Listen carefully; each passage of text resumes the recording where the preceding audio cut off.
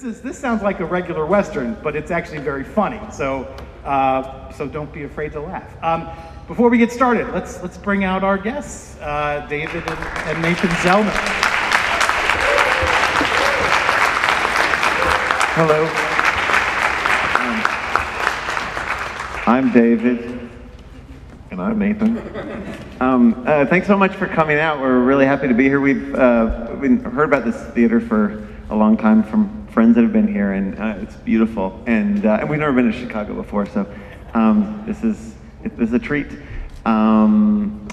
So this is a Western that you're about to see, and hopefully, if you don't like Westerns, hopefully you'll like it. If you do like Westerns, hopefully you'll like it.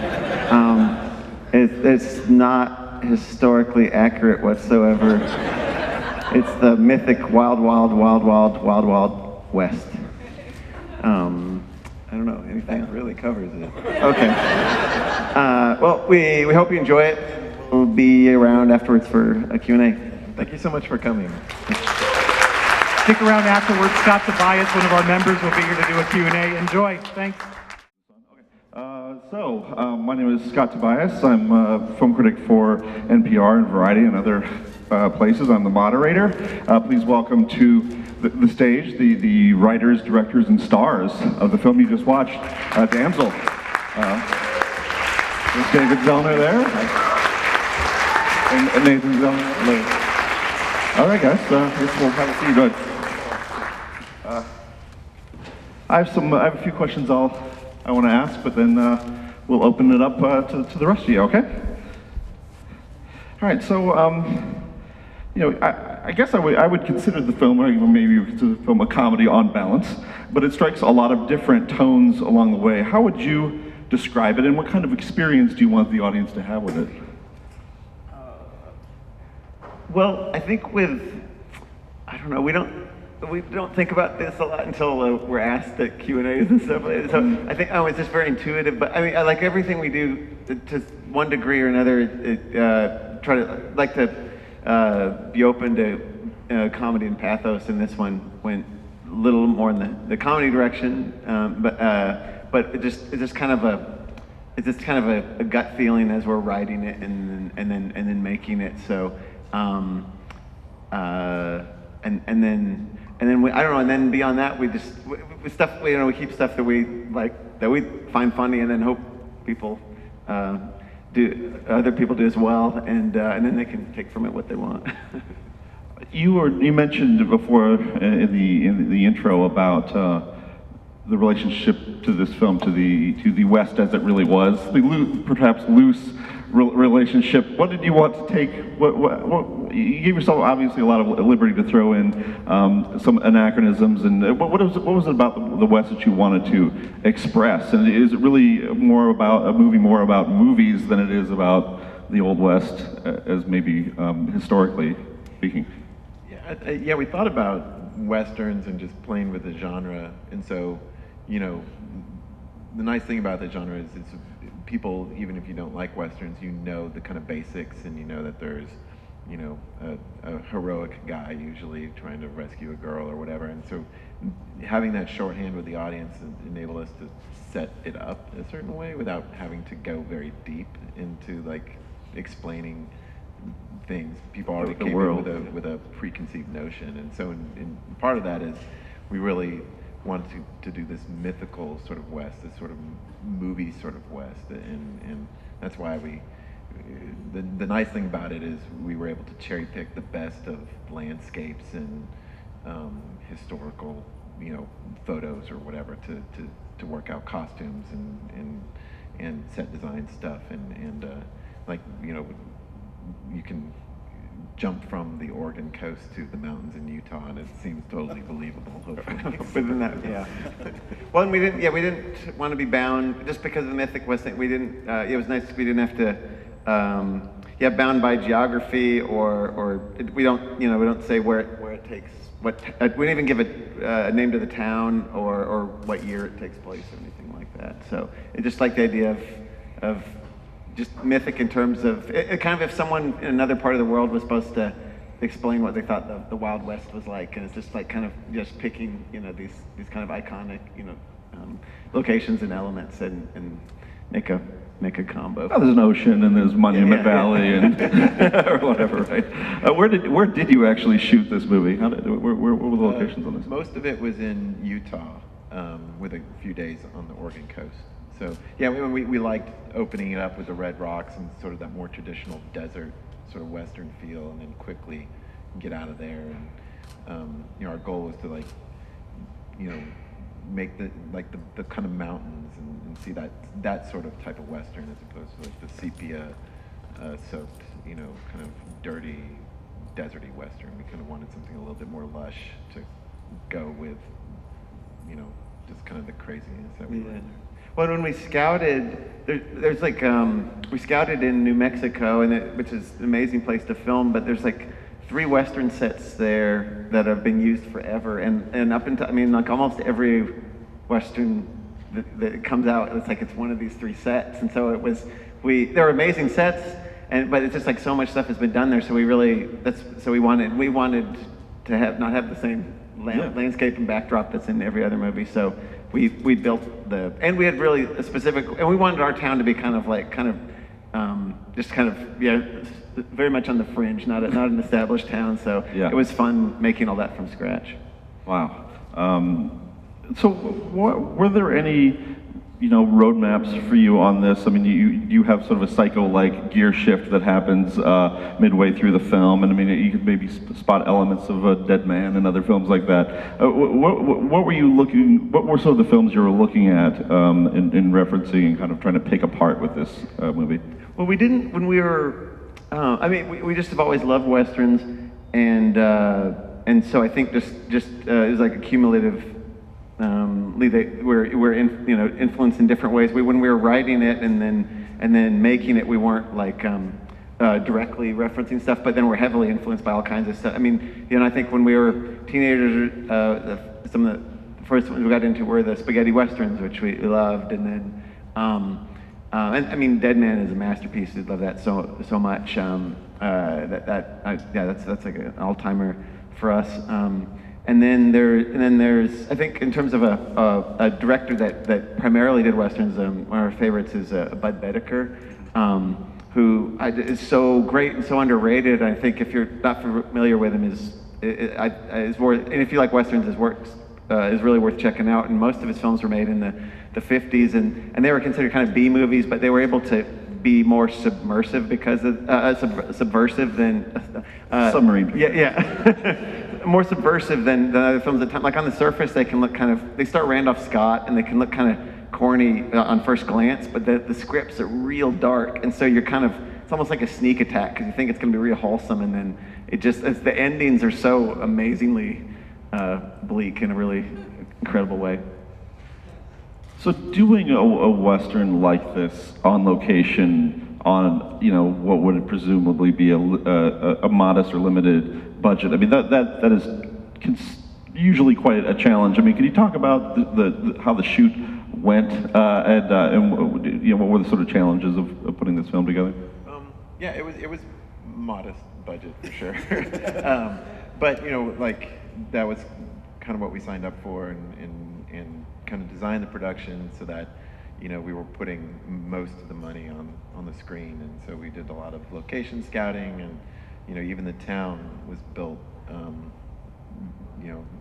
using a lot of spare parts from our production designer, and him calling in a lot of favors, and but the hardest part is we're shooting 95% of it outdoors, and finding a good location that you can actually get a crew to was difficult, and then of course the weather could roll in and mess you up for a few hours, but that's we didn't have any problems with the animals or anything like that, like what you normally hear. It was a lot of it was actually really really smooth, but it was still no, it was really hard. It was hard, but it was what we signed up for. I mean, just because we're having explosions and then shooting on the side of a hill for for long periods of time and those sorts of things. But I think I think we just came in with a solid game plan of how we wanted to do things, and then just adapted, as needed based on weather or animals or that stuff.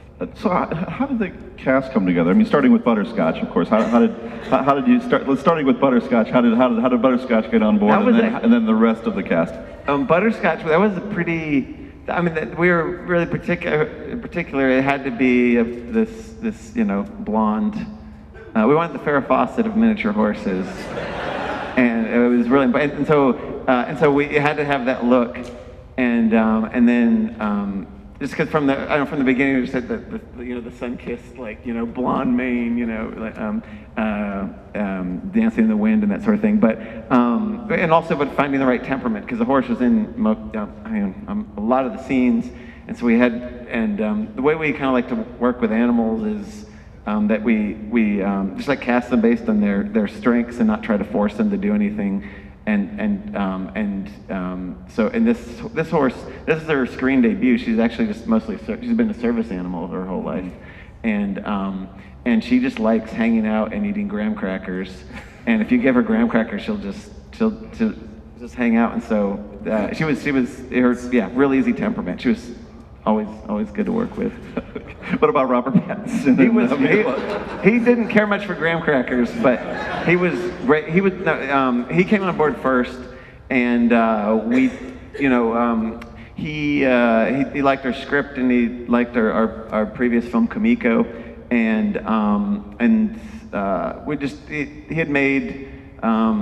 We just seen the films that he had been making up into when we were first meeting with him. He was just making such really interesting choices that felt very, very curated on his part, and weren't just where he was just blindly taking gigs or something. A lot of thought was put into the different kinds of roles he was doing, and then the filmmakers he was working with, and it was just I don't know. It's just every filmmaker from one to the next, and then the films he did after, and other ones, it was all like kind of our favorite directors, one after another. And so it was oh, this guy has really good taste, and he just dialed into what we were doing, and so we just quickly had a shorthand with him. And when we were writing it, we didn't have anyone in particular in mind.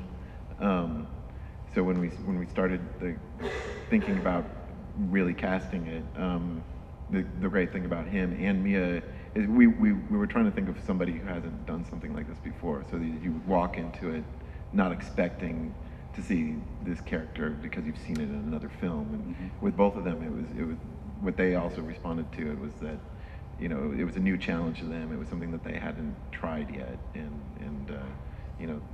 everybody kind of tuned in on the same page with the script. Did you all know, though, at least that the roles that you were going to play in the film? We're pretty sure, but we're pretty sure we were going to do them. We usually act in our stuff when appropriate, and it just it's obnoxious to put yourself in a movie, so you have to make sure you have your shit together when you do. And so we just we make sure, and it's within our range of what we can do as actors. And so I think we've been doing it since we were kids making home movies, basically. So it just kind of one thing to the next up till now. And so we would just, our approach would make sure we do all our rehearsal and work out all our kinks way in advance, so that when we're actually filming it, with the time is focused on them. Much like the animals, you're within your range. So we actually have a mic here. If some people want to ask some questions, I certainly have some of my own. But if people want to step up and ask, I'll keep going. Oh, here we go. So,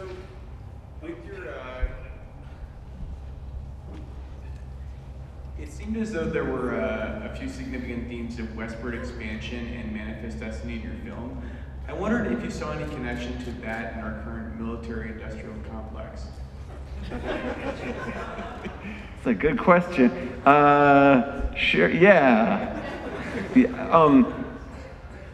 I think we like the idea. I mean, that was what that time period was so, the mythic part of it, the manifest destiny, and just go west and everything's better. and we like the idea that that's not always the right way to go about it, and it's not so it was fun sort of taking that sort of masculine macho idea of conquering things and just kind of undercutting it, and that's part of what a lot of westerns as a stereotype that you think of. It's like, oh, it's just how the West was won, kind of thing. So we're showing how it was kind of just messed up. All right, next. The score was really fantastic. Could you say anything about that group, the Octopus Project, or was that a sound you had in mind? Oh, very much so. This is this band that we've worked with them for a very long time on several features and then some shorts, and then we've done some of their music videos. They're just old friends of ours, Octopus Project, and it's a very I don't know, it's a very fun collaborative process with them. They hadn't done a score like this before, but we're just as much or more, if not more so, influenced by music as we are movies, and their music is very much influenced by film, and so I don't know, we definitely have like a shorthand with from the outset with what we're doing, and it's not the sort of thing where we finish the film and then hand it off and then they put the score to it. We were talking about it for like a couple of years before we even shot it, and then they were making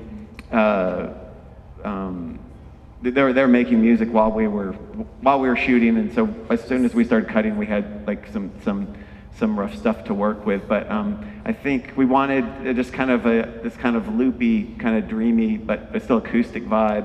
One of my all-time favorite film soundtracks is for the movie The Hired Hand by Bruce Langhorne. It's an incredible score. And That's the Peter Fonda. Peter Fonda, yeah. It's the first film he directed after Easy Rider, and it's a great movie, and it just has a real haunting, dreamy vibe, and it's not funny at all. And it's a good movie, and it's such a unique original score, and that was a big inspiration for this. Great, thank you. Go ahead. So one of the things I really liked about the movie was how it was sort of a film of two halves. One thing focusing on one character, the other focusing on another. I was just wondering, like, just sort of how that came about. That came through the characters, if it came through the themes, just like how did that structure sort of develop? Well, that was that was like the first. I think from the beginning, that was kind of like the kernel of it all. When we were coming up with the idea, we always liked the idea of it being kind of bifurcated in that way, and we knew that the middle was, or what happens in the middle was we wanted dead center, and that's how it is, in the script. It's kind of like, starts off at the ocean, goes to the top of the mountain, and then comes back down, the other side, and just wanted it to, structure like that. And we also like the idea of sometimes, like, ending a movie with a climax and a big explosion that would normally be like at the end of the movie, and we kind of like the idea of if that was in the middle, and then you're left to clean up the mess after, just deal with the aftermath of everything that is done by Samuel before it, and then we also like the idea with like.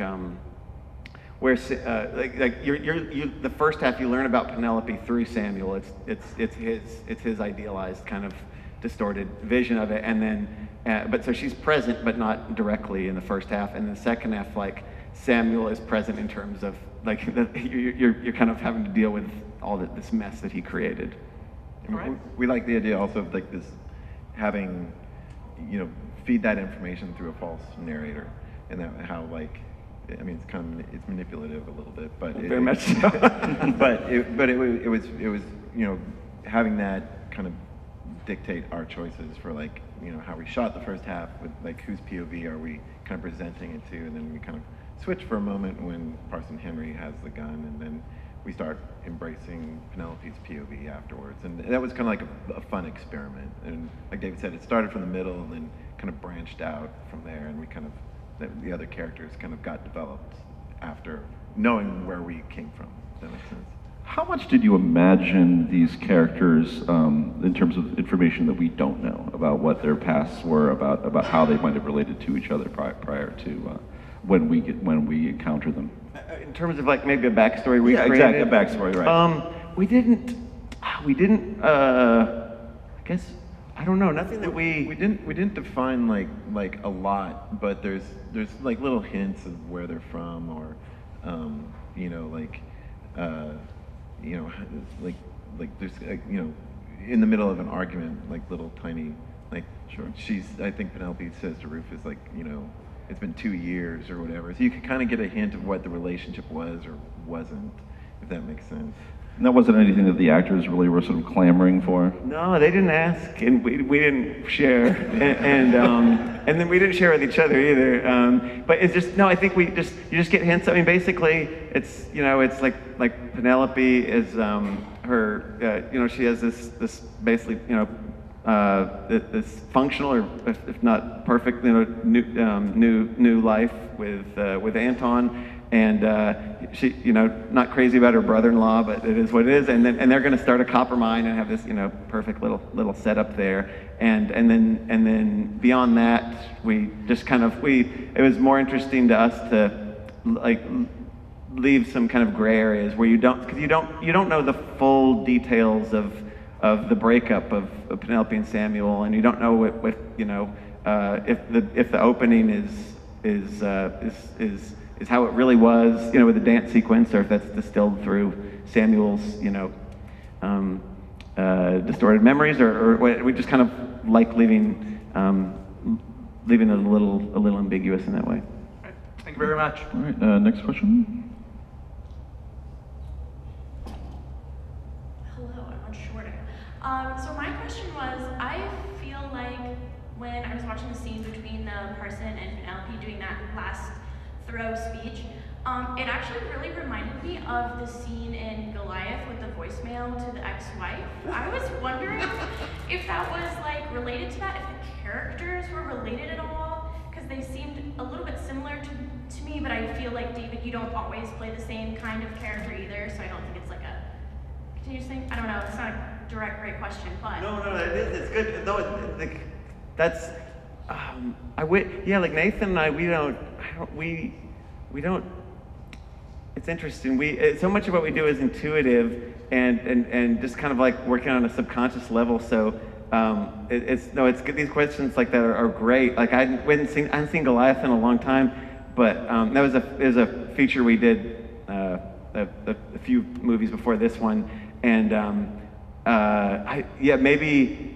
It's nothing intentional. If it maybe it's just like limitations of where, or just, I mean, I don't know, but we are. I like. I'm fascinated by dysfunctional relationships or the way people have different interpretations of the exact same aspects of a relationship and different versions of the history of it, and Goliath was like a contemporary set.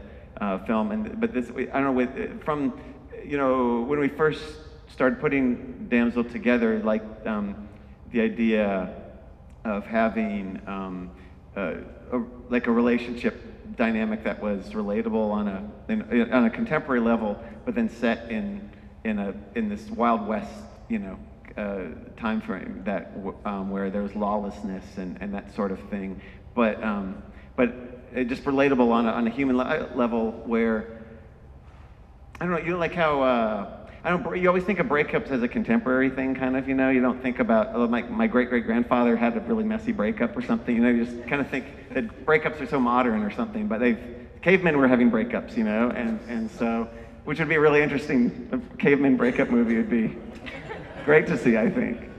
But I think if Samuel had broken up with Penelope nowadays, he would just be constantly texting her and hanging out outside her work or something like that. And so what was funny to us is like, no, he has to probably travel like a week or two or a month to go bother her, or 2 years, or who knows. There's a lot of effort to go into what. You can't be a lazy stalker in the Wild West. But I think David's character, Parson Henry's speech at the end, is a really interesting comparison. But I feel like he's definitely earnest, in my opinion. Like he's looking for a connection in some way, throughout the whole movie, and so, you know, like he makes an earnest plea, but it's the exact wrong thing he should say to Penelope, which is, you know, Well, it's out of desperation. yeah. I think we have time for one more Thank you. from the, oh, yes. Sorry, we have time for one more from the audience. I know that you said that your process was like very intuitive, particularly with the storytelling and the content. But I was really curious what kind of conversations you had with your cinematographer to get the tone that you achieved with this. Yeah, the guy who shot it is Adam Stone, and he's an amazing cinematographer, and he shot all of Jeff Nichols' films. And we've known him, he's been a friend of ours for years, but we never worked with him prior to this. I think, you know, I'm trying to think, I don't know, we didn't talk, we talked, we wanted to, we weren't trying to shoot it comedically, you know, we wanted to have an earnest approach, and, you know, and it's so landscape driven, and we just wanted, you know, the whole environment around the character, even though there's elements of it that are very dialogue driven, we wanted, you know, the environment to very much be a part of it, and so I don't know, there wasn't, and he doesn't like to get too deep into it either, and so he didn't, he just into like the scripts we write are very visual. I mean, down to we don't storyboard, or we haven't yet really. We've done it with a couple sequences here and there, but for the most part, it's like the scripts are very visual, down to like individual shots within a scene a lot of times. And so I think we were pretty clear on what we're trying to do, and then you know, he got the tone we were going for from the outset. Yeah, we focused a lot on color, and then, like David said, how to embrace the landscapes, because we're out in the middle of these beautiful locations, and you know, you might have someone talking, but you don't want them to always just be here and miss everything that's behind them. So we would try to compose shots that would get the best of both worlds, you know, most of the time, and that was like a big part of it. And I guess I had one sort of last thing I was curious about. If I'm not mistaken, this would be the first film in which Nathan is co-credited as director, or has that happened in the past? Or is it a weird this is the first. It's always overlapped, but it just became like, in terms. We have different strengths, but then everything kind of merges together when we're making it, and so it just seemed. I don't know. It just seemed like it always becomes confusing when when people are asking, you know, to break it all down, and so just like, it's just writing, producing, directing. We're just kind of it's all under the same umbrella. But we've by the time we make the movie, we've lived with it so long that we can kind of run point on certain things and then tag in as needed. Fair enough. Okay. David and Nathan, thanks for joining us. Thank you so much. Oh, and it's if you liked it, it's coming out, I think, June 29th or around there. So please tell your friends to check it out if you dug it. But thank you for coming. Thank you. Oh, and I guess you all will be available. Yeah, we'll be in the lounge. In the lounge. Have yeah. a drink If and you have any more questions. yeah. Okay. Thank you. Thanks.